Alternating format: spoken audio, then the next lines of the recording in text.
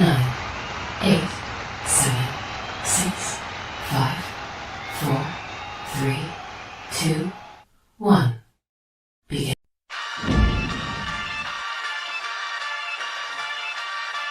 In the city of Philly, where the birds take flight, Eagle swag on the rise each and every night. Tone and Marcus got the scoop ready to ignite. From the lanes of South Street to the Broad Street lights, dashing like a running back, hitting every play.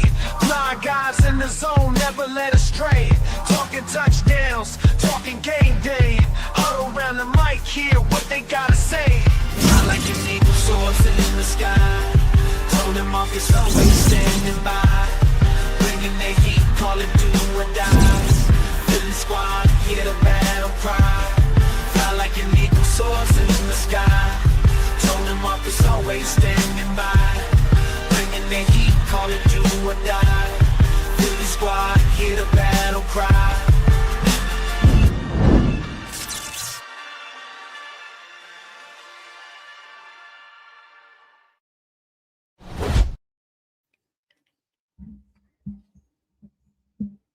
What's good? What's good? What's good, y'all? How we feeling? How we feeling? Y'all tune into the Bald Eagles podcast. You know what I mean?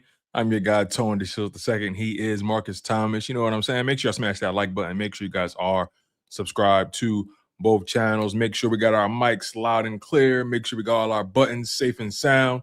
You feel what I'm saying? Eagles fans, sit back, kick your feet up. NFL fans, we got some things to talk about, right? Hey, Marcus, listen, man. Real quick before you go, I always make this mistake of muting my microphone, right?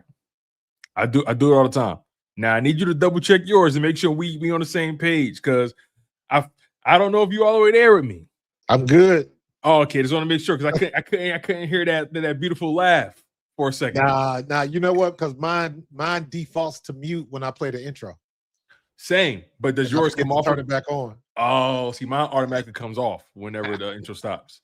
But y'all know the vibe. What's good though? Y'all know the energy. Y'all know how we carry it here at the Bald Eagles podcast. Look, Howie Roseman is exactly who I know him to be. Man,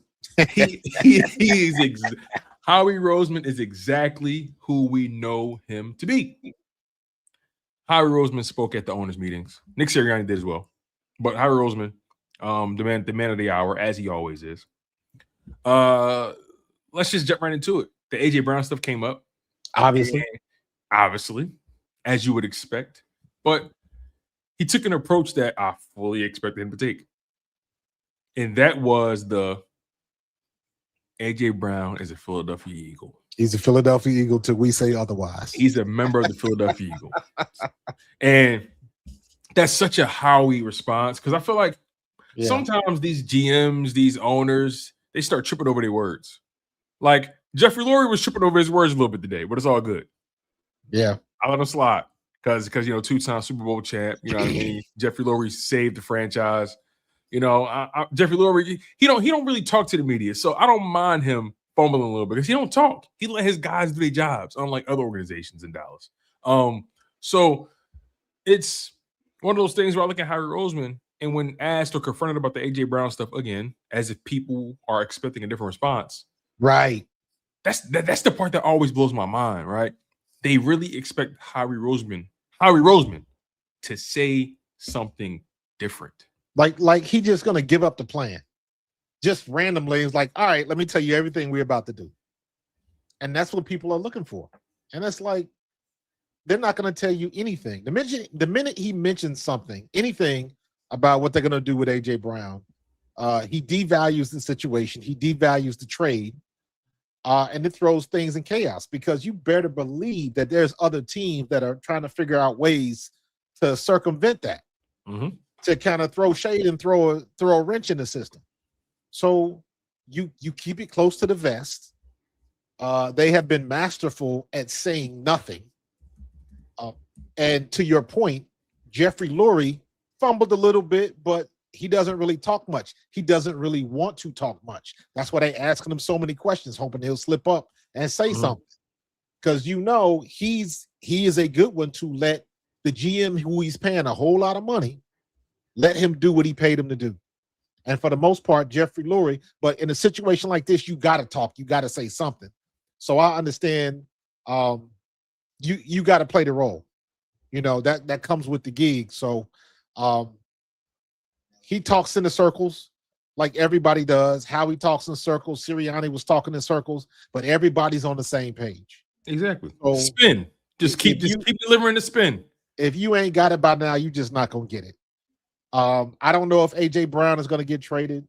It looks like he is, and then another day later, it looks like he won't. But at the end of the day, I want him here in Philadelphia, but I understand the nature of this business. So it is what it is. And I stand by what I said from the rip. Whatever you do, if you're gonna get rid of him, just make sure you get somebody that's gonna produce. And you think Howie Roseman ain't gonna get his value? Get his value? And that's the thing about Howie Roseman, where he's somebody where when he makes a move, he's going to get value. Absolutely. And I put it this way: he's not going to lose. Is he either going to be equivalent exchange or he going to win? Right. He's not going to lose the deal. Equivalent exchange or win. And the first deal that came to my mind when I thought about that is the Carson Wentz deal, because everybody at that time thought trading Carson Wentz either was a mistake. Yeah. And people thought the Eagles were hustling backwards because people thought they hired Nick Sirianni for Carson Wentz because of the Colts connection to Frank Reich. Right. And when you traded Carson Wentz after hiring Nick Sirianni, people thought, oh, whoa, the Eagles didn't expect this. The Eagles are caught with their pants down. They're trapped with a head coach they really didn't want. Right. They only got him for Carson. Now he's not there anymore. What are they going to do? 5 years later, 6 years later, look where we are. But nonetheless, you think about that deal and everything Howie Roseman got back for it in terms of over the course of time and how transactions occurred, right? I believe the Saints, Eagles, and Colts are the three teams involved in how things turned out for the Eagles to this point, because Howie made several transactions with those two particular teams. And bottom line is the root of the Carson Wentz trade, when you get to the ultimate result of it, Jalen Carter, Cooper DeJean, AJ Brown, it stops there. We made out like fat rats. Devontae Smith as well, if you want to throw him in there, because he's a part of that. Yeah. He's a part of that shuffling of assets. Right. So the reality is Howie Roseman, he's never going to lose. It's either going to be equivalent exchange or he's going to find a way to win. So when you think about the AJ Brown stuff, AJ Brown is a member of the Philadelphia Eagles, played it right down the middle. Straight down the middle.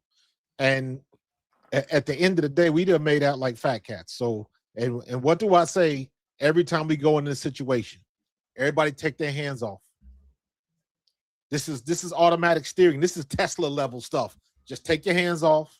Trust the system. You know Howie Roseman is driving. You know he's going to do his homework. He's going to go to the nth degree to get that right guy, or to trade up, trade down, whatever it is that he does. Howie Roseman has shown me since 2015. 2015 and 2016 is why we have 2017 and the Super Bowl ring. So Howie has shown me time and time again that he knows what he's doing. He is the best in the business at this.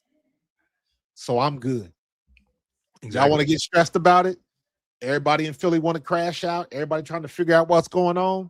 Man, listen, I'm just going to sit back, eat my water ice, and I'm going to wait for him to do his thing.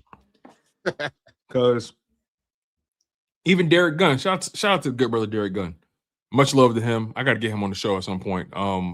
He's definitely showing love to Chalk It Up Sports on many occasions. So Absolutely. I got to tap his shoulder and check on him and just check on the family and whatnot. But D Gunn, he was on The Fanatic. I think he was talking to Kincaid and Celeste Eunice. And Yeah. Derek Gunn laid it out perfectly. And I want to make sure I quote him correctly, right? So I don't want to misspeak. I don't want to misquote him. I want to say exactly what he said. So it says here, and what I'll do is, I'll read it here. So, and by the way, Derek Gunn is also on Inside the Birds as well with Jeff Mosher and Adam Kaplan as well. So he says here, quote, The Eagles are not actively trying to move AJ Brown. As smart of a business entity as the Eagles are, you have to listen to any and every offer. Obviously, whatever offers and rumors that have been out there have not been good enough to entice the Eagles to make the move. I've known for a long time, despite some of his antics on the field and social media in recent years, AJ is well loved and well respected from top to bottom in that organization. Everybody loves him. AJ Brown loves being in Philadelphia and wants to be in Philadelphia. The Eagles don't have a problem with AJ, and I know a lot of the fan base wants to see AJ going. I don't know how much I disagree with that, but a lot means that there's a portion of them, and they exist. They exist. There is a lot of people in theory that will do want AJ going, but I digress. He also says AJ has never come out and said he doesn't want to be here. We have been saying this on the Bald Eagles podcast consistently. From day one. He has never officially or tangibly come out and said, I do not want to be in Philadelphia, or I want to be traded, or I'm not happy. His concerns and the points he's always made has always been on the football field in terms of the product, because he knows that they're playing below their expectation and below their potential. Not that they don't even have what it takes. There's some guys within organizations like Justin Jefferson who's walking around the building like, yo, we don't even have what it takes. That's why he's upset in Minnesota. Quarterback carousel, keep trying to figure out if JJ McCarthy's the guy. Now they got who's over there now? Kyler Murray. Kyler Murray. Good luck with that. So the point is, like, it's not easy to land on what you have here in Philadelphia. No. Let me close it out here. Kudos to AJ, and I'm going back to Derek Gunn's quote. He says, kudos to AJ for keeping quiet for the most part in this offseason. Right. Unless the Eagles find something that wows them, which I don't think they will, I still believe, this is Derek Gunn speaking, I still believe, as I've stated consistently since January, AJ will be an Eagle in 2026. And I agree. My position is that would be great. Also, anything can happen. Anything. And that's where I'm at with it, because I know that Howie Roseman is a guy that's not just going to give away a guy for nothing. And on top of that, we all know deep down, no matter how much you want to slice it and how much people want to spin it to fit their own personal narrative, no teammate has ever spoke disparagingly about AJ Brown. Not a one. Not a one. No one. And there is a difference. There is a very distinct difference between the fan base being upset with a player's actions or the things that he does. There's a difference between that and someone being a disruption in the locker room. And everybody, a lot of the fandom in Philadelphia and around the country, they want to paint the narrative that AJ Brown is disruptive. And that is far from the truth. They're not looking at the situation in context. And quite honestly, everybody's getting in their feelings about he shouldn't be acting like that. He should do this. He should do that. And it's like, well, you're not him. You haven't been through the things that he's been through. You don't have his state of mind. You don't have his perspective. So, and I've said this many times, with his history, with his mental challenges, with him dealing with suicide and things of that nature, and I'm not making it up. You can go on YouTube and you can look at his thoughts on that he spoke about publicly. And all I've simply said is, when you have somebody like that, they have to deal with their stress a certain type of way that works for them, period. You don't have to go any further. As long as it works for them, then it works. And when you're talking about AJ Brown, I don't give a damn how many times he tweets. I don't give a damn what book he's reading on the sideline. As long as when he steps inside them lines on that field, he goes to work. That's all I care about. Because the reality is, his teammates, he ain't getting into it with his teammates. I don't know what the situation is with Jalen. They may have grown apart. That don't mean they hate each other. Exactly. So you still, the one beautiful thing about being in the locker room, you can be in the locker room with people you don't like, but when it's time for business, you know it's time for business, and everybody gets on the same page and facing the same direction.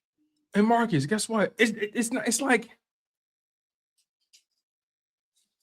I don't want to even put the energy out there like they don't even like each other. Correct. Because I don't believe that. I don't believe it either. I actually, if there's any dynamic that I believe is occurring, I think it's more closer to, hey, with more success comes more responsibilities, and with more success, expectations change of others. And also when you do business with people, it's just like anything. It's like anything in life. You and your homies, y'all homies for life. Yep. Then when legislation start becoming involved, when business start becoming involved, and when my success hinges on your success, and so on and so forth, and when it's easy for me to point the finger at you because I'm not getting this and you're not getting that, it's very easy for emotions to get wrapped up in the business when you're familiar with somebody. And when you're very familiar with somebody, you feel like you have a certain license to communicate with them a certain way. And also, when you're familiar with somebody, you understand the quirks of their personality, and you understand that whatever they're feeling or whatever they're expressing, it's really not malicious. It's not personal. You know the person. Right. I think Jalen Hurts knows the person. I think AJ Brown knows the person. And at the end of the day, everybody, you know what Devontae Smith said one day? I think he was on the Mellow podcast. No, he was on the Patrick Surtain and Terrion Arnold podcast. Yeah, when he was talking about the reason why he went to Alabama, and he said not just that, but I'm glad you brought that up. The reason he went to Alabama is because he knew Jalen was there, and the reason and when he got jumped to Philly, he said, "I knew no matter what, as long as I got Jalen, I'm good." He said that.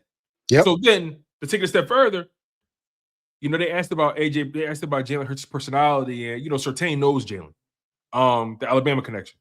And Terrion Arnold, same thing, the Alabama connection. Yep. They know Jalen. So Terrion was like, listen, I know Jay Hurts, but from your perspective, like what you think is the most misunderstood thing about Jay Hurts, or like, what do you think it is people don't know about him, whatever it is? He said, listen, he fool with who he fool with. Exactly. And if he don't fool with you, he don't fool with you. It ain't nothing like it ain't personal. He don't fool with you. Right. And he's no nonsense. Very business. And you know how refreshing it is to have a guy like that at the quarterback position? But a lot of people forget the most important thing. You don't hang out with your boys the way you used to after you get married, or after y'all start getting more money or whatever it is. Like things not gonna stay the same. No, I honestly, for me, I in my opinion, I think it's the whole situation. When you get married, your focus has to change. So no, not that Jalen Hurts was hitting the clubs anyways, but you carving more time for yourself because, and again, let's remember this dynamic when you talking about professional athletes specifically, the majority of their time is at the stadium, in the film room, at practice. So the majority of your time is with the team, not with your spouse and not with your family. So that dynamic changes things. So when I leave this locker room, we might not hang out like we used to hang out. Mm-hmm. So it's a little bit different. And again, it doesn't mean you're enemies. Just because y'all not seeing us walk hand in hand down South Street, don't mean we ain't boys, don't mean we ain't friends. But everybody wants to put it there because they don't see what they want to see. Especially when you're talking about guys. We could not see each other for years and still be the best of friends because every time you see each other, it was like it was yesterday.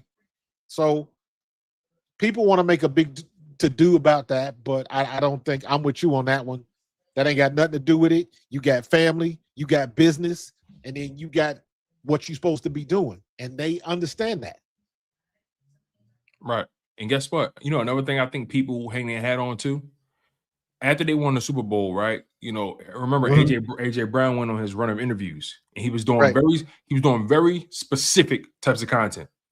He was doing content that was geared towards the youth, geared towards kids in the inner city, geared towards young men who battle with their emotions and channeling that and talking to people about mental health. And he went back to his old college and spoke there. Like he was very selective and very, very particular of how he spent his offseason in terms of media exposure. You know, when you win a Super Bowl, everybody want a piece of you. And Yeah. he was very intentional. He spent time in Chester, which is one of the harshest cities in Pennsylvania. One of the harshest cities. I mean, Chester, the unemployment rate in Chester is ridiculous. The recidivism rate in Chester is ridiculous. And that's not me putting down Chester. I'm just talking reality. Yeah, well, facts.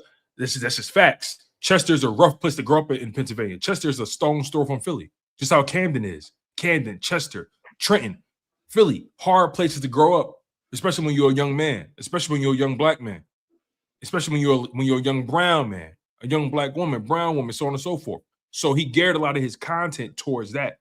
And one of the things he spoke about was his relationship with his mother. And he spoke on the idea of having friends, what a friendship is to him. Right. And he was very specific. He said, I don't believe I have friends. And it wasn't more so about the other person. It was more so about his expectations. And the expectations he puts into people, he recognizes can be unfair, unreasonable. So he doesn't put everybody or anybody. He said, I don't have any friends. And some people took that as, wait, what about Jay Hurts? What about Devontae Smith? What about this guy, that guy? Right. And it's like, listen to what the man really saying. He's saying that he takes that word very seriously. He takes the responsibility to him very seriously. And he knows that to be his friend comes with great responsibility because of who he is mentally, emotionally, spiritually. Right. So, and again, I'm probably butchering it a bit, but his sentiment was essentially, I am a loner. I lean in on my solitude, and he knows how to go to work and handle business. That's all you need. Now, I'm pretty sure Jalen Hurts and AJ Brown have plenty of conversations, especially when it comes to what they got to get done. I'm sure him and Devontae Smith are cool. Like, the thing is, everybody took that personal except for the people that they thought he was talking about. Correct. Which is always funny to me. Correct. Everybody trying to put their own personality and their own spin in a situation, and it don't concern them. It don't concern them. So, I mean, people need to stop doing that, but they won't. Because everybody wants to be right. Everybody wants to be right, or everybody wants to be first. Either or. You want to be able to tell everybody, I was right and everybody was wrong, or you want to be able to tell everybody that I said this 8 months ago. I'm glad you said that, because when it comes to the AJ Brown situation, people would much rather be wrong 100 times in a row just so they could be right that 101st time. Yep, just once. You get what I'm saying? Like the Diana Rossinis of the world, or the I don't know if I put Adam Schefter there because Adam Schefter was like, "Listen, I'm not hearing anything, so therefore it's nothing happening." But all those people who are pushing the narrative, right? Yes. They would much rather be wrong 100 times just so they can be right that one time and say, see, I called it. No, you didn't. No, you didn't. Like, that's not calling it. Like, I would respect if you say, listen, and this was like your only, if this was a take somebody had and they stuck by this take and it happened like that, I'd be like, okay, that makes sense. So for example, let's say Diana Rossini said, I predict, or I'm hearing rumors AJ Brown is going to be dealt the week after, was it July 1st, June 1st, whatever it is, June 1st? Yeah. What if that was her sentiment from the very beginning? Right. And then that happened, I'm like, oh, that's calling it. That's calling it. But when you just keep saying, yeah, I'm hearing rumblings and this person's come up with this deal, this person's come up with that deal, this person's doing this person's doing that, it's like you're kind of just remixing your opinion. Like, you're just remixing it. And then it's funny, Mike Vrabel, they asked him about it today. He said, listen, we're always going to try to look for opportunities to make our team better. Like, right. But other than that, he didn't go beyond that. And I respect his response. Because that's a very He that's knows the business. that's a very, very delicate and exact response. I'm trying to find this. I wanted to respond to somebody said something in the chat. I posted about it. I'm trying to find it. What you looking for? It was my man was talking about he don't think respects Hurts as a person, but I think he respects her skill set as a QB. But I put a stat up a couple days ago, and it was how many receiving yards and touchdowns AJ Brown has had with Jalen Hurts. You better respect him. AJ Better Brown respect has had almost 6,000 yards and what 30 was it 32 touchdowns? Yeah. The stats are ridiculous, and it makes because Atlanta Eagle, you're not the only one that thinks that. But when you take that window of time that AJ Brown has been here and you look at his stats, you can put them up with you find another receiver quarterback duo and look at their numbers. Find one of the best and look at their numbers and see how they measure up. You better respect it. Because Atlanta Eagle, I think Marcus nailed it. I do think there's a lot of people who believe what you believe, right? Or think what you think, rather. Let's put it that way. Right. But the reality is the evidence doesn't hold up in court. The evidence that people bring up the evidence holds up in court. Excuse me. The evidence holds up in court. Atlanta Eagle, bring up his following comment. Bring up the following comment that by Atlanta Eagle. He says, in the last 2 years, AJ Brown's numbers have dropped significantly. Hey, if you want to talk about numbers, let's talk about all the numbers. How many games played, how many games missed? Compare that to the previous 2 seasons. Let's really talk about it for real. Like, we can't just say things and not talk about it in the full scope. It's easy to say in 2024 and 2025 with Jalen Hurts, AJ Brown's numbers dipped. How many games did AJ play? What did he do in years past? And what was the difference in yards? And what's the difference in games played? We have to talk about the whole picture. We can't go to the museum and only talk about Mona Lisa nose. We got to talk about that smile too. We got to talk about that smile too. We can't talk about the history of this country and leave out the impact of slavery. Ooh, I don't want to make nobody uncomfortable. We got to talk about the whole history. We got to talk about the whole thing. We can't talk about make America great again, but talk about then great to what? Jim Crow? I'm making some of y'all uncomfortable. I'm sorry about that. The reality is you can't talk about one part of the story and ignore key components of it. You got to keep it in context. Key components. And Atlanta Eagle, with all due respect, your point still doesn't hold up. It doesn't hold up. Matter of fact, because I'm a good sport, I'll entertain it. So let's look at the math. In 2022, AJ Brown played in 17 games. In 2023, AJ Brown played in 17 games. In 2024, AJ Brown played in 13 games. And in 2025, he played in 15 games. So he missed 2 games in 2025, missed 4 games in 2024. Hypothetically speaking, if we're going off of just how things have played out, of course, 2022 and 2023 were very strong years, but 2024, you had the Saquon Barkley factor, where everybody's receiving numbers went down.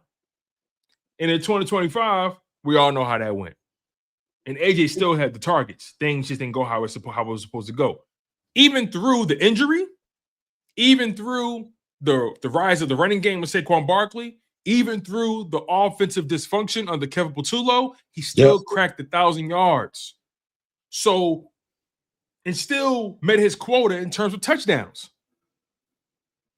So I'm not going to sit here and buy into this notion that he doesn't believe in him as a quarterback. The reality is, I don't know what he believes, and neither do you. Well, but listen to this. Do you know since AJ Brown has joined the Eagles, he has been a top 5 wide receiver? And since joining the Eagles, he's been a 3-time second-team All-Pro, Who's throwing the ball to him? You got to take that in consideration, whether you like Jalen Hurts, whether you believe he's elite or not, whether you think he's a top 10 quarterback or not. That's all irrelevant. All you got to do is look at the stats. And for this argument, we ain't even got to throw in the Super Bowl stuff. The Super Bowl stuff speaks for itself. He was the best player on the field in both of them. And he outplayed the best in the business both times. But when you're talking about A.J. Brown is a top 5 wide receiver with Jalen Hurts. Somebody got to be throwing him the ball. So you got to give him the credit. It's okay if you don't like him, but you can't lie on the numbers. That's the evidence. That's not my opinion, as a matter of fact. Yeah.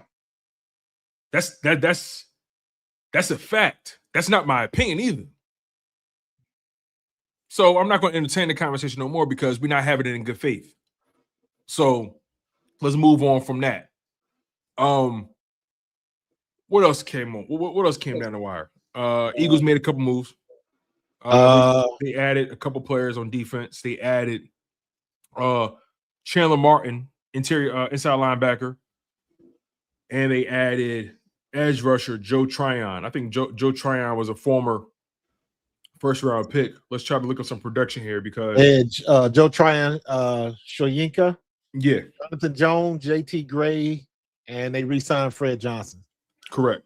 I think all that's happened since the last time we talked. And Damian Pierce. Correct. So I like Damian Pierce. So what they've done is they've made a lot of bargain moves. You know, this is what happens when, like, you know what Howard Roseman does? He does his research on guys in terms of how they were scouted, how they got to the league, the athleticism, the traits, things like that, right? The overall pedigree of the player. Right. And then he says, maybe we can get the most out of that guy. Yeah, sure, he went here, he went there, but maybe we can get the most out of that guy. And when you have a success rate that includes a guy like Zach Bond in it or Mekhi Becton, because say what you want about Mekhi Becton in 2025 with the Chargers, in 2024 with the Eagles, they had him looking like one of the best guards in football. He was one of the best guards in football. And you had him for a 1-year deal. Zach Bond, 1-year deal. Make no mistake. When you're able to find a Reed Blankenship in a bargain basement and on draft day or in the free agent, the rookie free agent pool, when you're able to find those players to add to your roster and be productive, shoot, you can't argue with a guy for constantly taking shots on talent, guys with traits, especially when you trust your coaching on the defensive side of the ball. So that's what Howard Roseman has continued to do. He's going after guys who are young, forgotten about, have something to prove, and are just overall hungry for an opportunity. He's banking on the idea that these guys want it just as bad as he does. Think about this, Tone. Howie, Reed Blankenship, Jalix Hunt, and possibly Darius Cooper. I believe, weren't they all undrafted? Wasn't Jalix Hunt undrafted? No, Jalix Hunt was a 3rd-round pick, baby boy. He was a 3rd round. I'm thinking of somebody else. I know Jalix Hunt. Houston Christian's own, baby. Yeah, they all went to the small schools. I know Jalix Hunt was drafted. Reed Blankenship was a UDFA, and so was Darius Cooper. Yes.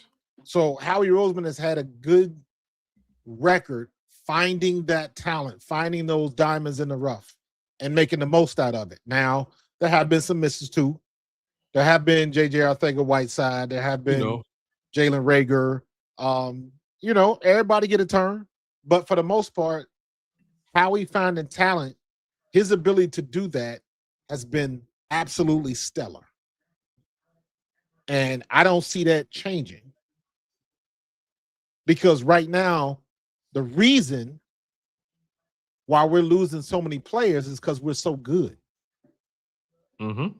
And We get cherry picked, coaches and players. yes. You Vic Fangio said, I guess we're the farm system for the NFL. He said that. Yeah. And look, I'm sorry. If I got Zach Bond on my resume, I'm shooting at everything.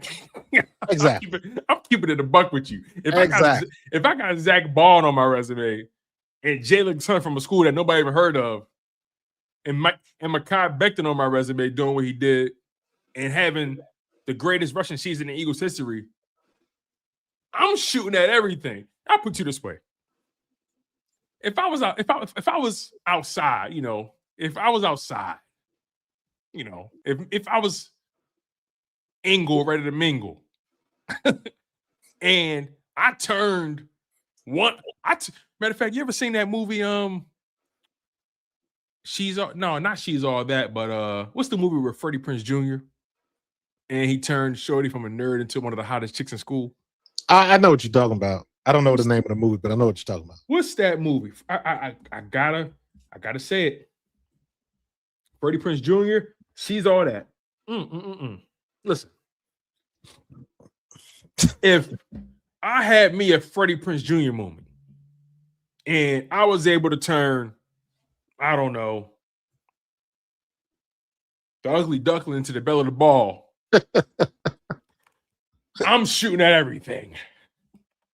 I'm shooting at everything. Anybody can get it. You feel me? Man, Howie Roseman knows what he's doing. He manipulates the draft. He doesn't manipulate the drafts. He gets his plan. He's got a plan A through Z.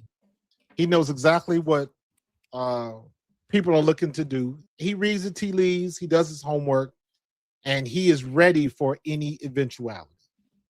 He does that better than anybody else. And I'm saying that knowing it's not like the other teams don't do it. They just don't do it as well as we do. So I'm in one of them situations. This is the fun time for me because now I get to step back and I get to look at all of these pundits on television, ESPN, on Fox, all the content creators, all the big ones, small ones, and everybody in between, because now everybody got an opinion, and we still in the same boat because there ain't nobody doing homework. Mm-hmm. Everybody just finding a good narrative that aligns with their perspective or their particular hot take, and they continue to run with it. And it's like, you got to do some homework. Yeah. You got to do some homework. I ain't even done any mock drafts yet. Neither have I, yo. I am lacking in the draft. And now everybody's got, we're getting to that point where now everybody's starting their mock drafts. Now that I'm seeing the shows where everybody's saying, well, they'll probably draft this guy because they have a need. Like, you don't know what our need is, because don't nobody know what Howie Roseman is thinking. Are we going to draft a wide receiver? If we draft a wide receiver, so AJ Brown is gone then. So who are they drafting? And who are you drafting? Obviously in the first round was that 29th pick? Is that what we got? 29th? Listen, I'm gonna be honest with you. I've been thinking about this. If the Eagles draft the wide receiver, I don't think that means he's gone. Neither do I. I've been thinking about this a little bit. I don't think that automatically means he's gone. No. Especially a young receiver that you don't have to force it to be the guy right away. And you can let him blend into the offense and be an impact player, like in that way, put him in a slot or just moving around. Like, I don't think, and look, I'm not saying you waste the first round pick on a wide receiver you're not going to give targets to. So it all depends where you draft him. But if they draft the wide receiver between day 1 and day 2, I don't think that automatically means AJ Brown is gone. Or maybe it might take them 2 to 3 years to start playing at a first round level. Right. You buy the stock and you invest it. You know what I mean? You buy the stock, you buy low, and he becomes what he becomes. So is Marvin Harrison Jr. living up to his potential? Is he living up to his draft status? And that's the thing, right? Because I don't think it's funny you say that, because I think words matter. I don't think, to your point, Marvin Harrison was drafted what, top 10? Yes. Let me make sure I'm accurate because I don't want to misrepresent him. Marvin Harrison was drafted first round, 4th overall. Ooh, top 4th five. overall. Top 5 pick. 4th overall. And I do want to put into context, Kyler Murray was his quarterback for 2 seasons. So I want to put that into context. And I think Marvin Harrison is one of the best young talents in the league. I do believe that. But the reality is, when you draft the guy top 5, he's supposed to be bulletproof. Yes. With all due respect, I don't mean I'm just keeping it a buck. That's my perspective of a top 5. He's supposed to be a game changer right off the bat. He's supposed to be quarterback proof. Justin Jefferson is quarterback proof. You know what I'm saying? There's certain receivers in this league that are quarterback proof. And I'm looking at the opportunities that Marvin Harrison got. 116 targets in 2024, 62 catches, 885 yards, 8 touchdowns. The touchdowns is fine, right? And then 2025, 12 games played. He was hurt a lot in 2025. He missed 5 games, only started in 10 of them. Mm-hmm. So 73 targets, 41 catches, 608 yards. One can argue he was on pace for a better season. One may argue, but I don't know if that's a fact. Only had 4 touchdowns. So he missed 5 games nonetheless. Regardless, though, top 5 draft pick. Right. You got to produce. You got to produce. You And got to be it's very difficult to pluck somebody out that draft and think they're just gonna land with their feet running. Yeah. It's Or at very least difficult to do. So with all these people thinking that we're gonna draft AJ Brown's replacement, not so fast, because them some big shoes to fill. it's not that easy for guys to just step into this league and ball. It's not easy. No. It's not just, he went to Ohio State. He's good. Like it's not that easy for guys to just step in and be the guy. That's the part people got to understand. It's not just getting drafted and going first round and going to the team they need a receiver. Can you prove that you're the guy? Can you be the guy? And can you prove that you can be the guy when it's time to be that guy? AJ Brown has done that. So Now, here's the example that I always think of. yeah. And you could if you in the chat, throw out some names. Who had a rookie season or had a rookie impact in the NFL like Randy Moss? Randy Moss, to me, is the standard. If you want to say you came in as a rookie and you made an impact, Randy Moss is the standard. I may have to put you probably got to put Justin Marshall Jefferson. Faulk. You got to put Justin Jefferson in that category. Okay, I can put Justin Jefferson in there. Because Jettas had so Randy had the touchdowns, right? And Randy rookie year, 16 games played, 11 starts, 125 catches. I'm sorry, 125 targets, 69 catches. He did this on 69 catches. Let me remind you. 69 catches, 13 in yards, average 19 yards of reception, 17 touchdowns. That's a deep threat for your ass. That's a deep threat. So Justin Jefferson, on the other hand, 2020, his rookie year, 125 targets, 88 catches, 1,400 yards, average 15.9 yards of reception, 7 touchdowns. So in theory, I still put Randy's year over that because of the lack of opportunity in the production being exponentially more in terms of touchdowns and yards per reception. Yep. Listen, let me put it in perspective. Justin, in terms of catches, had 19 more catches than Randy. Where do you think the term Moss came from? Don't get it twisted. Randy Moss was that good.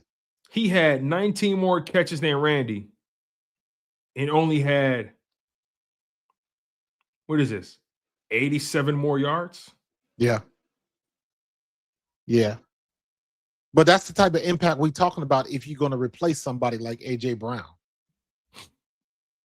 Tone, I mentioned in a tweet this week, talking about Myles Garrett and a top pick, or Myles Garrett for AJ Brown in a top pick. I was like, would you make that deal? I was like, maybe I would. Mhm. And I'm looking at it from the standpoint of not that I would want to, but if I'm looking to get somebody who I knew was going to make an immediate impact, Mhm. I'm looking at it strictly from that. I know that Cleveland's not going to trade Myles Garrett. And I know a lot of people wouldn't go AJ Brown and a draft pick, or AJ Brown and Jalen Carter, or whatever. My point is simply this: if you are going to move on from AJ Brown, you damn sure better have somebody. I don't care what position, whatever position they play in, they better be an impact player.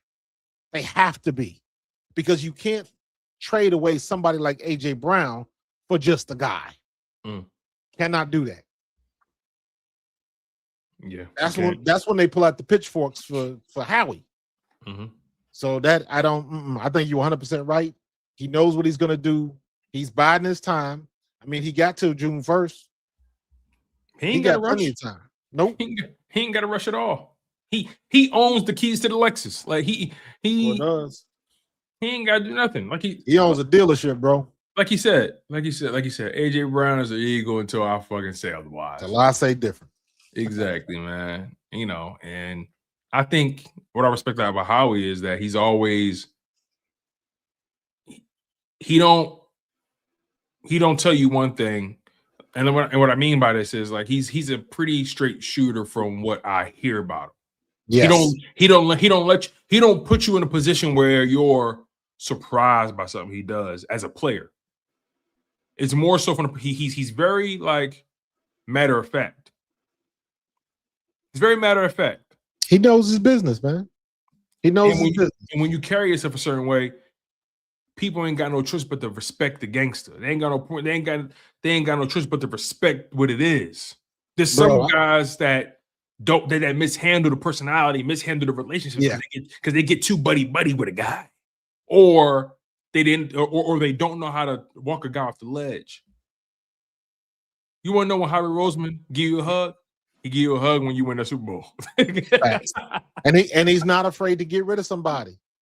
Yeah. He's not afraid to get rid of somebody, man. I remember back in 2017 when we was down at the Art Museum, all the alumni, we was down there, and I caught Howie coming out on their way to the buses, and I reminded him.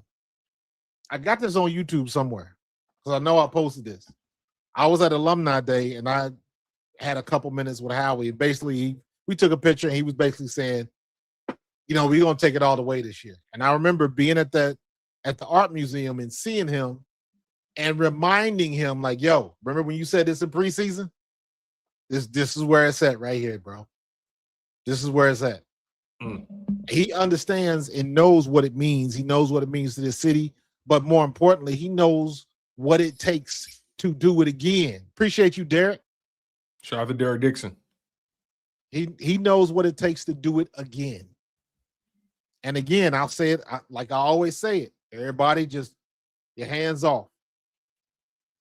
Just hands off. Just let them. It's just like watching your grandmama in the kitchen cook dinner. Do not go in that kitchen bothering grandma. Leave her alone. She know what she's doing. She's been doing it long enough, and she don't need your help. Leave alone. You nailed it. You nailed it. So when I look at Harry Roseman and look at the moves he makes in the offseason, bringing in guys like a Joe Tryon, Shoyinka, or bringing in, Chandler Martin, right? Elijah Moore, bringing back Fred Johnson, signing safety JT Gray, safety, bringing back safety Marcus Epps, you know, taking a shot. I like that move too. I do too. Marcus Epps is like a good old pair of tennis shoes. Like they, they're not that impressive, but damn it, you can walk a mile in them bitches and they'll hold up. A good old pair of tennis shoes. and I mean this with respect. I mean this with the utmost respect. I got a pair of sneakers that I had since maybe my freshman year of college, high school. And, that was funny. And like they're my favorite workout sneakers, and they just last. They lasted. They stood the test. Stood the test of time. They last, and they comfy as hell. Man, I can trust them. They get the job done. get the job done. And Marcus Epps, he doesn't come back here if they saw that tape and said, yo, he was out of position a lot. Marcus Epps was solid last year for the Eagles. Marcus pretty Epps is a solid. good player. He's not a superstar by any stretch, but he's solid. And he was your starting safety when you went to the Super Bowl. So he's somebody you can trust. He's somebody that's teachable, somebody that's smart, somebody that knows how to play his role. You brought in Hollywood Brown, Damian Pierce, you brought in Tariq Woolen, right? You brought back Dallas Goedert, you restructured Michael Carter II. The Andy Dalton news is hilarious because somehow, someway, Howie Roseman finessed. Shout out to my man Panthers. Andy Dalton, man. Yo, Y'all know I'm born and raised in Cincinnati, Ohio, so I got love for anybody that played for my Bengals. how did Big Red. Howie Roseman convince Carolina to pay $5.7 million for a 7th-round pick? I don't know. Howie been studying that military level hypnotizing or something. I don't understand. Listen to this. The Panthers retained $2 million of quarterback Andy Dalton's salary in order to facilitate a trade to the Eagles. That means Carolina takes on a $5.7 million dead cap hit charge in 2026, while Philly now holds a fully guaranteed $1.5 million cap cash hit. The Panthers paid the Eagles. You know what Howie Roseman is doing? I'm gonna throw an old reference out there. Only my OGs gonna know about this one. Howie Roseman is pulling the Bootsy Farnsworth on him. Y'all don't know if y'all don't know who Bootsy Farnsworth is. If y'all never saw Sidney Poitier and Bill Cosby and Let's Do It Again, I'm going way back, bro. I'm going in my 70s. My 70s level, man. Let's Do It Again was a movie where Sidney Poitier and Bill Cosby was friends. They did like 3 or 4 movies together, but Sidney Poitier used to military. So he hypnotized Bootsy Farnsworth, who was this Jimmy Walker was this scrawny boxer, hypnotized him make him think he was like a monster. And he won the fight, and it was all about them betting on the fight after they hypnotized him. That's what Howie Roseman is doing. He hypnotizing these folks. He putting the whammy on them. Let's do it again. There you go. You took it back. Man. I had to do, man. All my OGs understand that. Bootsy Farnsworth, 40th Street Black, Biggie Smalls before the man in New York was the rapper. Right. I'm going way back. I went way back on you. I went way back on you, man. I ain't mad at that. No, I never mind going back, but you hit me with one. Bootsy Farnsworth. Oh man, that is hilarious. Oh my god, that is hilarious, man. But yeah, Howie Roseman is just like, listen, all these guys. Kansas by the way, City Mac. all these guys are not going to be on this roster. Let's make that clear. They're not going to be on this roster. They're not. But what he's doing is he's taking a shot on a bunch of guys who are, and these are young guys we're talking about. I mean, Chandler Martin is 23 years old. Joe Tryon is 26 years old. Elijah Moore, 25 years old. Fred Johnson, we know who he is. He's 28. He's a vet at this point, but reliable at the tackle position. JT Gray is a vet, 30-year-old safety, been in this league for a long time. Marcus Epps, veteran safety. Stone Smart, 27-year-old tight end. Damian Pierce, 26 years old. Andy Dalton, OG. Arnold Ebiketie, 27 years old. Dallas Goedert, 31 years old, but he has the pedigree with the Eagles. Michael Carter II, they restructured him, 27 years old. Right?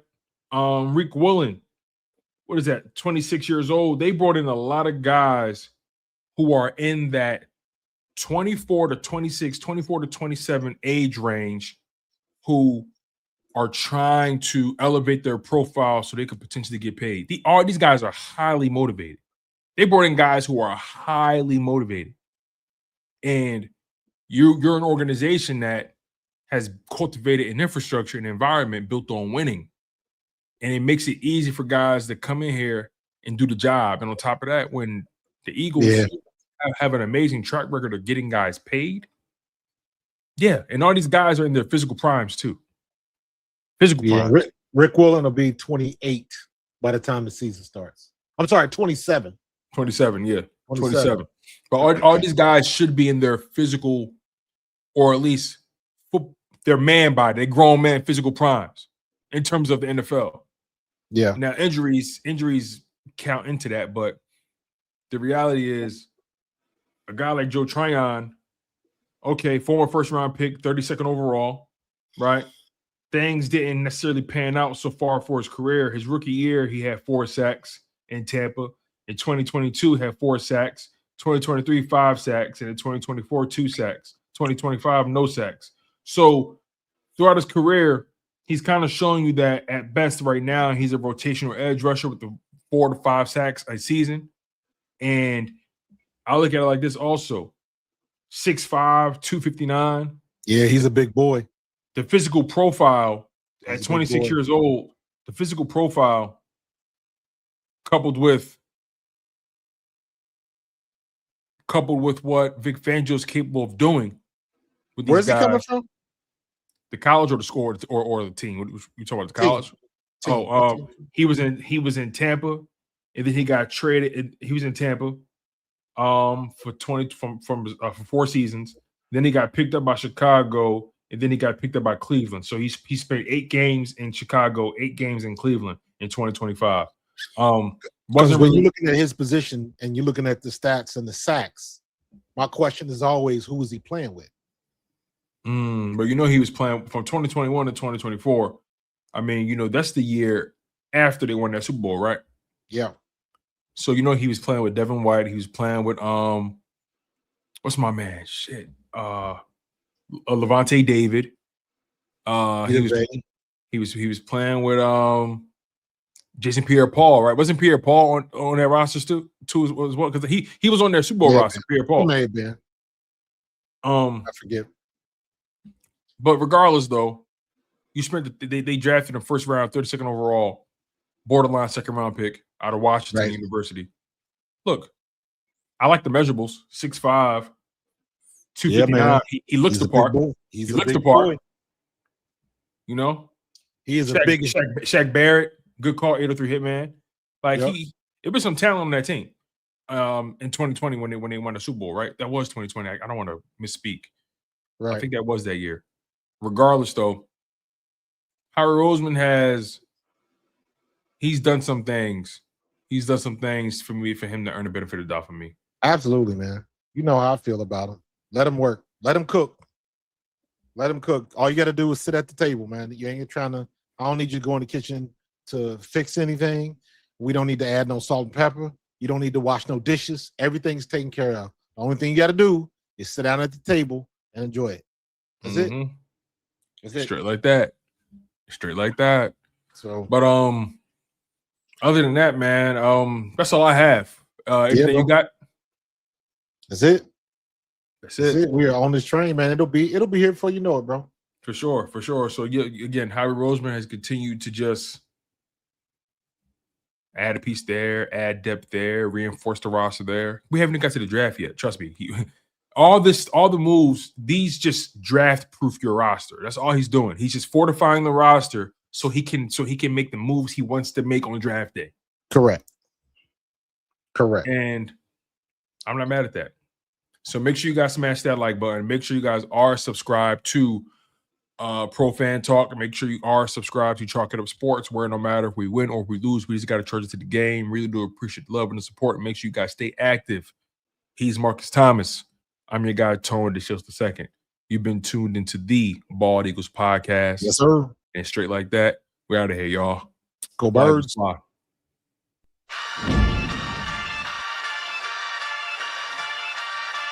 the city of Philly, where the birds take flight, Eagle swag on the rise each and every night. Tone and Marcus got the scoop ready to ignite. From the lanes of South Street to the Broad Street lights. Dashing like a running back, hitting every play. Blind guys in the zone, never led astray. Talking touchdowns, talking game day. Huddle around the mic, hear what they gotta say. I like an eagle soaring in the sky. Tone and Marcus always standing by.